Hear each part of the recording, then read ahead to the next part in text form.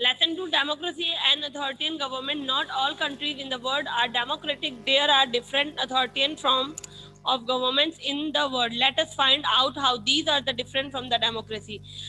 मतलब पूरी दुनिया में ही in all countries in the world, संसार में जो हमारे देश हैं सारे, उनमें सब में डेमोक्रेटिक गवर्नमेंट नहीं है. There are different authoritarian form of the government. वहां पर अलग तरह की सरकारें. अथॉरिटियन माने होता है जो ऑर्डर देकर काम करवाते हैं. मैंने अब कल भी पढ़ा था हमने अथॉरिटियन के बारे में. Demanding others to obey orders without giving any freedom. बिना स्वतंत्रता के लोगों को ऑर्डर देना और अपना काम मनवाना. उस तरह की जो सरकार है कि एक हिसाब से कह सकते हैं राजतंत्र. प्लीज माइक ऑफ रखें. राजतंत्र है, बहुत से देश है आज भी दुनिया के जहाँ पर राजतंत्र है, लोकतंत्र नहीं है. तो अभी हम यहाँ पर पढ़ रहे हैं उनके जो फॉर्म ऑफ डेमोक्रेसी, इसलिए आज हम यहाँ पर डेमोक्रेसी के डिफरेंट फॉर्म्स पढ़ेंगे. प्लीज किसी का माइक ऑन है, मैं 2 बार रिपीट कर चुकी हूँ कि माइक ऑफ कर लें.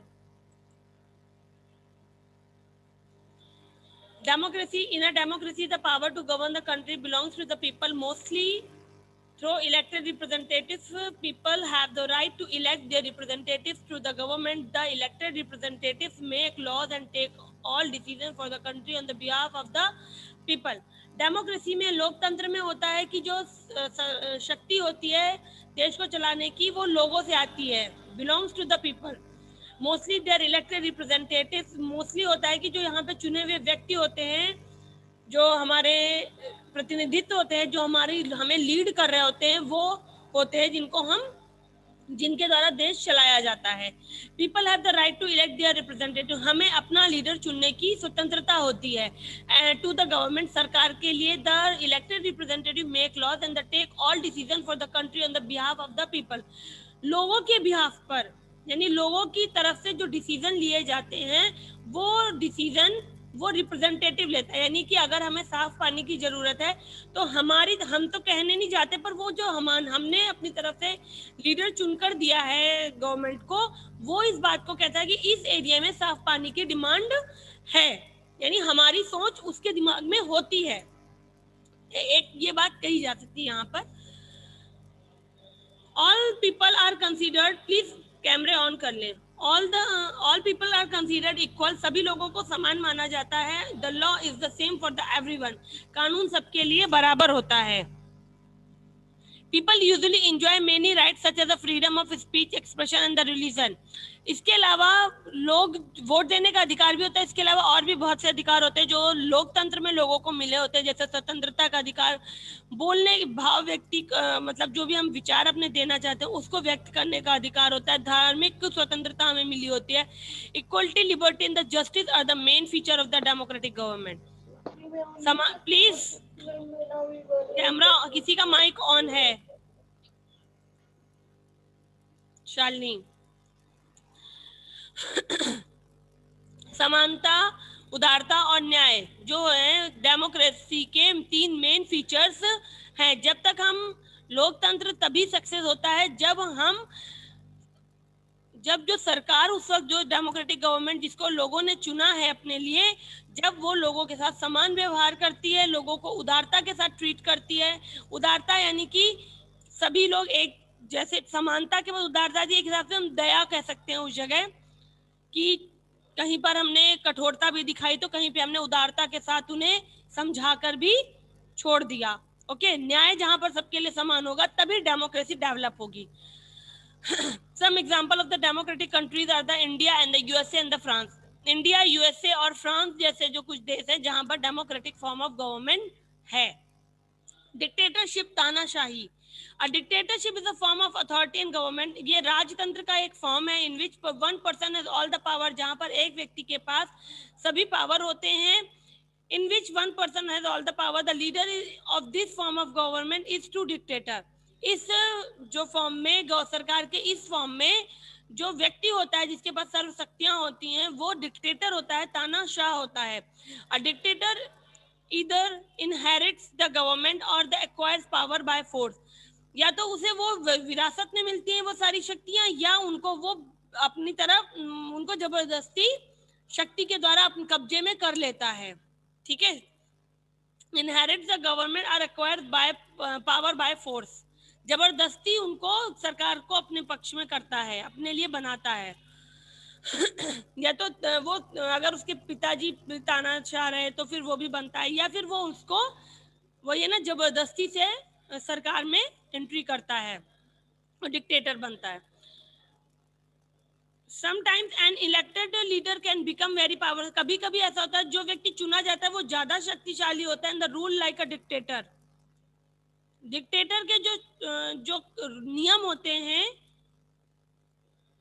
जो and the rule like a dictator, जो डिक्टेटर के नियम होते हैं, कभी कभी ऐसा होता है कि कोई कोई चुना हुआ लीडर भी शक्तिशाली होता है, उसके नियम भी डिक्टेटर के नियम की तरह शक्तिशाली होते हैं। दो Adolf Hitler was a democratically elected in the Germany, जैसे एडोल्फ हिटलर था वो डेमोक्रेटिकली चुना गया था, लोगों के द्वारा चुना गया था जर्मनी में। He soon started to rule like a dictator, और उसने यहाँ मतलब जो लाइन आपको पहले बताई गई उसका मीन सम एग्जाम्पल देके बताया गया।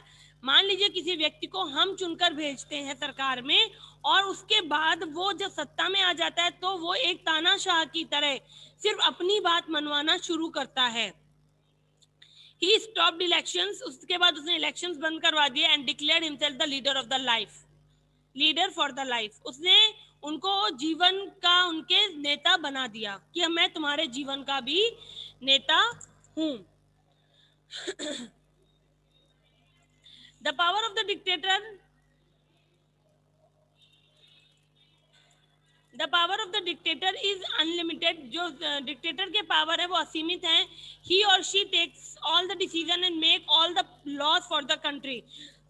लेडी डिक्टेटर भी हो सकती है और जेंट्स भी होते हैं डिक्टेटर, तो वो कोई भी कानून देश के लिए बना सकते हैं। People who question a dictator can be imprisoned और किल्ड। अगर वो डिक्टेटर पर कोई क्वेश्चन उठाते हैं, जैसे अभी है कि मान लीजिए कोई डिमांड है, कोई चीज गलत हो रही है देश में, तो हम मोदी जी से क्वेश्चन करते हैं कि मोदी जी उस बात का जवाब दें, ऐसा क्यों हुआ, ठीक है।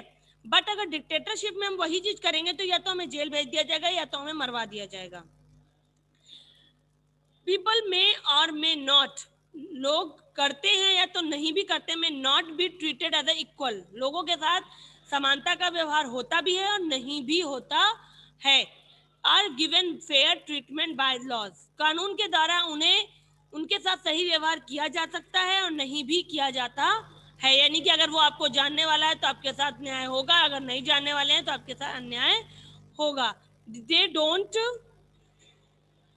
Have the freedom to criticise the government, और यहाँ पर हम जनता जो है, भारत में जनता है, डिक्टेटर जो है, हम सॉरी भारत की जो जनता है लोकतंत्र में है, हम किसी भी सरकार को क्रिटिसाइज कर सकते हैं, उसकी आलोचना कर सकते हैं। अगर आपको आज की केंद्र सरकार है मोदी गवर्नमेंट, अगर आपको उसकी आलोचना करने को कहा जाए तो हम क्या बताएंगे कि हाँ उन्होंने ये कमी थी, उन्होंने बेरोजगारी बढ़ा दी, जो भी हमें आलोचना देनी होगी, उनकी निंदा करनी होगी, वो हम करेंगे। बट डिक्टेटरशिप में ये पब्लिक को अलाउ नहीं होता है कि वो गवर्नमेंट को क्रिटिसाइज करें।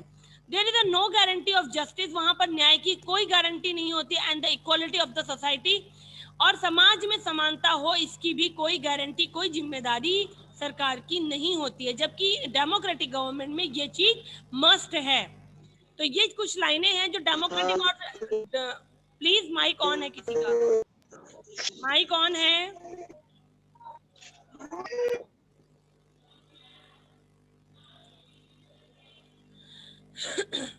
आपको जो कुछ लाइनें हैं जो डेमोक्रेसी में थी और डेमोक्रेटिक गवर्नमेंट में, अभी आपको आगे डिफरेंस करने के लिए आएगा तो आपको ये हेल्प करेगा, तो इस बात को ध्यान रखिएगा। फिर है military dictatorship.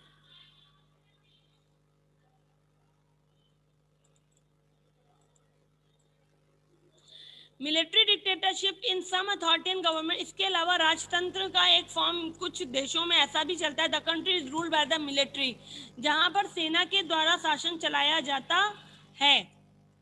In this government, इस सरकार में the leaders of the military govern the country, जो मिलिट्री का हेड होता है वो सरकार चलाता है, सारे डिसीजन लेता है, कानून बनाता है। People do not enjoy the freedom of express their opinion, लोगों को अपने भाव व्यक्त करने की, अपने विचार कहने की कोई स्वतंत्रता नहीं होती है। This is a known as a military dictatorship, इसे मिलिट्री डिक्टेटरशिप के नाम से जाना जाता है। In Uganda Idi Amin was a military dictator with the unlimited power from 1971 to 1979. Uganda में ये थे जो मिलिट्री डिक्टेटर थे और इनके पास असीमित शक्तियां थी जो इन्हें 1971 से लेकर 1979 तक मिली हुई थी। Other countries in recent time, आज के समय में भी with this form of government were Myanmar, Libya and the Egypt. आज के समय में भी ये जो देशों के नाम बताए गए यहाँ पर मिलिट्री डिक्टेटरशिप थी।